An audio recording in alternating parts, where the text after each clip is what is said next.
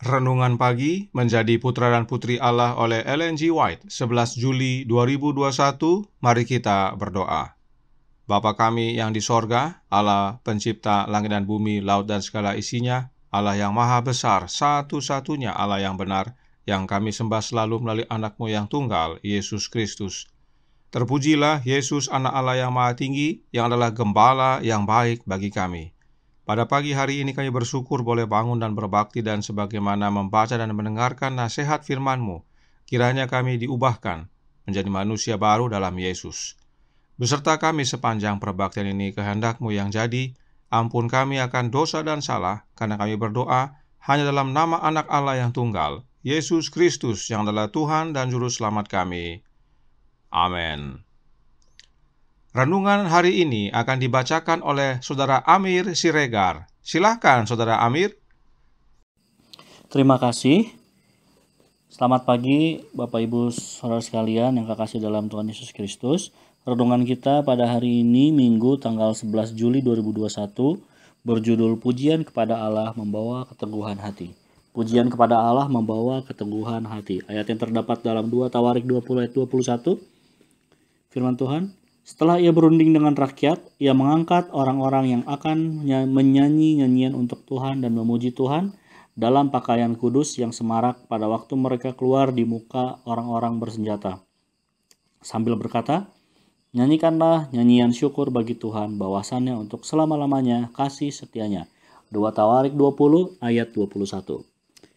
Setelah ia mengangkat orang-orang yang akan menyanyi nyanyian untuk Tuhan dan memuji Tuhan dalam pakaian kudus yang semarak pada waktu mereka keluar di muka orang-orang bersenjata, mereka memuji Allah atas kemenangan, dan 4 hari setelah itu mereka kembali ke Yerusalem membawa barang rampasan musuh mereka sambil menyanyikan pujian atas kemenangan yang diraih.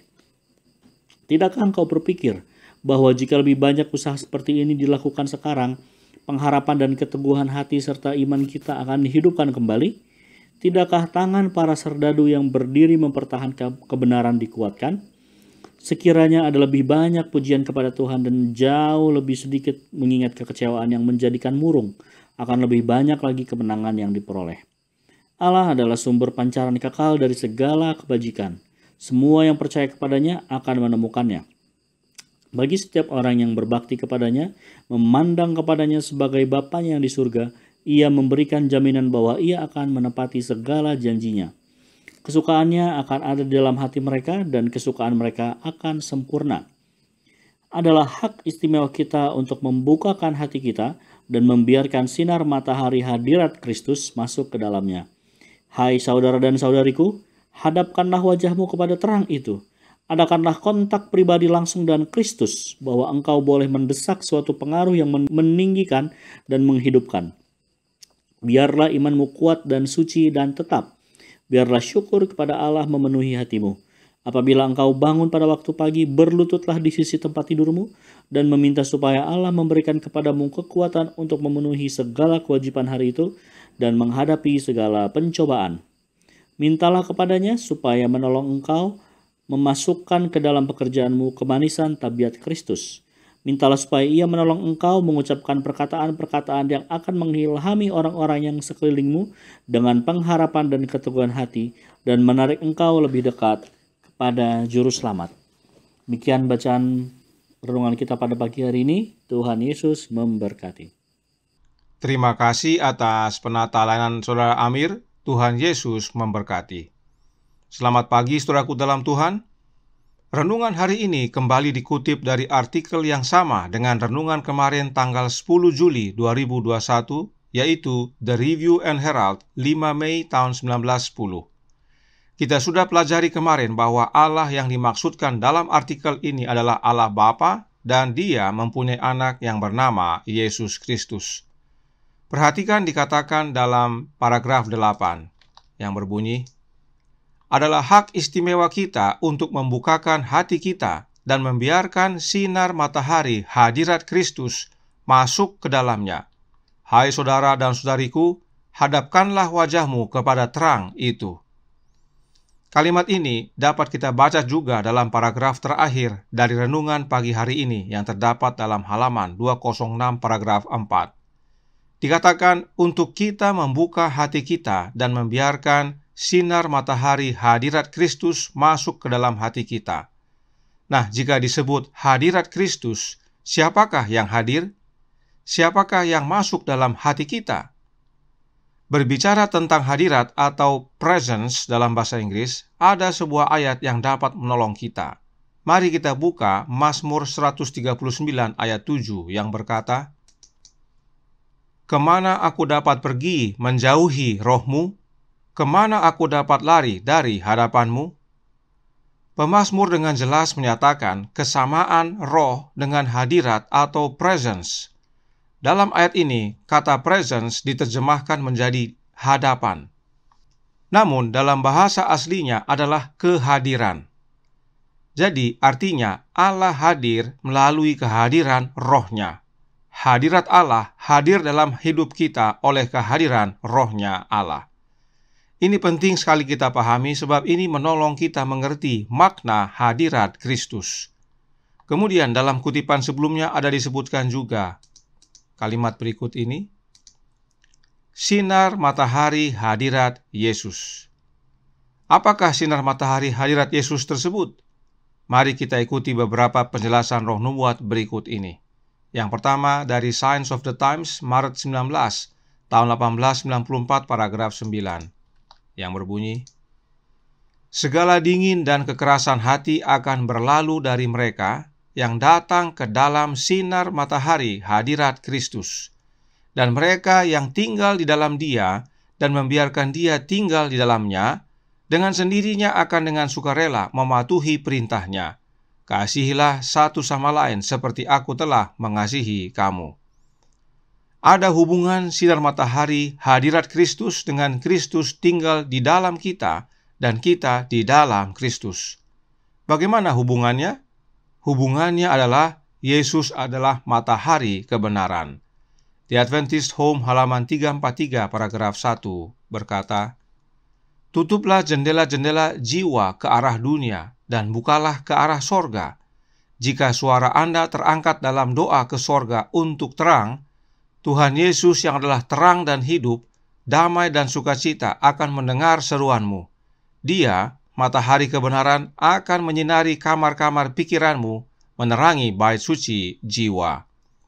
Yesus adalah matahari kebenaran dan sinar matahari kebenaran Kristus akan menyinari kamar-kamar pikiran kita serta menerangi bait suci jiwa kita.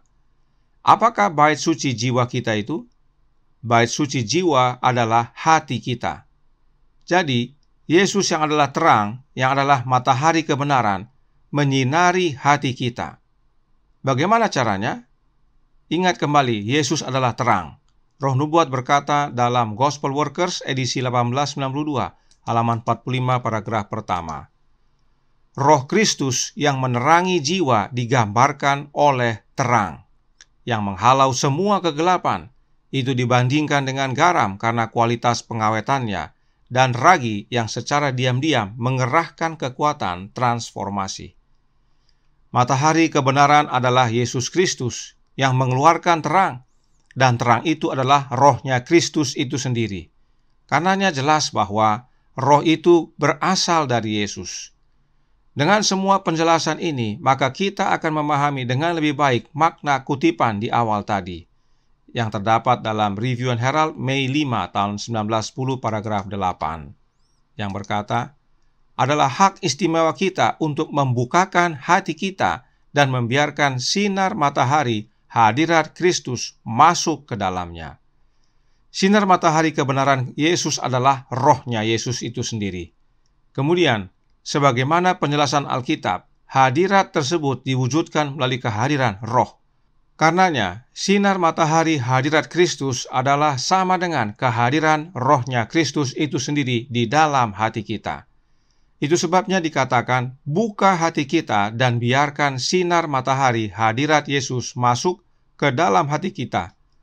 Maka itu sama dengan membuka hati kita agar roh Kristus masuk ke dalam hati kita. Dan memang, kita tinggal dalam Yesus serta Yesus tinggal dalam kita adalah melalui kehadiran rohnya. Inilah hubungan semuanya ini. Itu sebabnya renungan hari ini menyatakan dalam Menjadi Putra dan Putri Allah halaman 204 paragraf 4 yang berkata, adakanlah kontak pribadi langsung dengan Kristus, bahwa engkau boleh mendesak suatu pengaruh yang meninggikan dan menghidupkan. Kalimat ini dikutip juga dari artikel yang sama dengan kutipan sebelumnya, yaitu Review and Herald, Mei 5 tahun 1910. Dan dinasihatkan kepada kita untuk mengadakan kontak pribadi langsung dengan Yesus. Tidak perlu pengantara untuk berhubungan dengan Yesus. Kita dapat langsung berhubungan dengan Yesus, yaitu dengan membuka hati kita agar Yesus sendiri yang masuk melalui kehadiran Roh-Nya yang kita terima oleh iman. Lalu apa hubungannya Roh Kristus ini dengan pujian sebagaimana judul renungan hari ini? Kita baca penjelasannya kembali dalam manuskrip 1 tahun 1903 paragraf 13 yang berkata, biarlah mereka mempelajari Yohanes pasal 17 dan belajar bagaimana berdoa dan bagaimana menghidupkan doa Kristus. Dia adalah Sang Penghibur. Dia akan tinggal di hati mereka, membuat sukacita mereka penuh. Renungan hari ini juga berkata dalam paragraf 3 bahwa setiap orang yang berbakti kepada Bapa memandang Bapa sebagai Bapa sorgawi mereka, maka Bapa memberikan jaminan bahwa Bapa akan menepati segala janjinya. Kesukaannya akan ada dalam hati mereka dan kesukaan mereka akan sempurna atau penuh. Bagaimana caranya sukacita yang dari Bapa itu menjadi sempurna dan menjadi bagian dalam hidup kita? Dengan mengutus Sang Penghibur yaitu Yesus Kristus melalui kehadiran Roh-Nya yaitu Roh Kristus yang kudus ke dalam hati kita. Dan bila hati kita dipenuhi oleh kehadiran Roh Kristus yang adalah Sang Penghibur ini, maka tidak hanya kita bersukacita, tetapi memanjatkan puji-pujian. Sebab dengan memiliki Yesus, kita telah berpindah dari gelap kepada terangnya yang ajaib, yang adalah hidup yang kekal. Di dalam Yesus kita menang, dan sebagaimana pemenang, kita menyanyikan pujian atas kemenangan yang diraih di dalam Yesus. Inilah keteguhan hati kita bila kita tinggal dalam Yesus, dan Yesus dalam kita oleh kehadiran Roh-Nya. Suratnya nomor 133 tahun 1898 paragraf 3 menutup. Tinggal dalam Kristus, mereka akan menerima keteguhan hati dan kekuatan dan iman untuk pekerjaan itu. Tuhan memberkati, saya bawa dalam nama Yesus. Amin. Mari kita berdoa. Bapa kami yang di sorga, Allah pencipta langit dan bumi, laut dan segala isinya, Allah yang maha besar, maha kuasa, sumber segalanya, yang kami sembah selalu melalui anak-Mu yang tunggal, Yesus Kristus. Terima kasih ya Bapa atas kebenaran indah pagi hari ini. Penting bagi kami untuk membuka hati dan mengizinkan Yesus masuk. Maka kami akan berpindah dari gelap kepada terangnya yang ajaib. Kami menjadi pemenang, dan oleh karenanya kami memanjatkan puji-pujian, sebab Kristus telah membawa kemenangan dalam hidup kami. Dan tidak hanya itu, kami juga menjadi umat-umat yang teguh di dalam Yesus sampai pada akhirnya. Karenanya, curahkan roh anak-Mu ya Bapa dalam hati ini, beserta kami sepanjang hari ini, kehendak-Mu yang jadi, ampun kami akan dosa dan salah, karena kami berdoa hanya dalam nama anak Allah yang tunggal, Yesus Kristus yang adalah Tuhan dan Juru Selamat kami. Amin.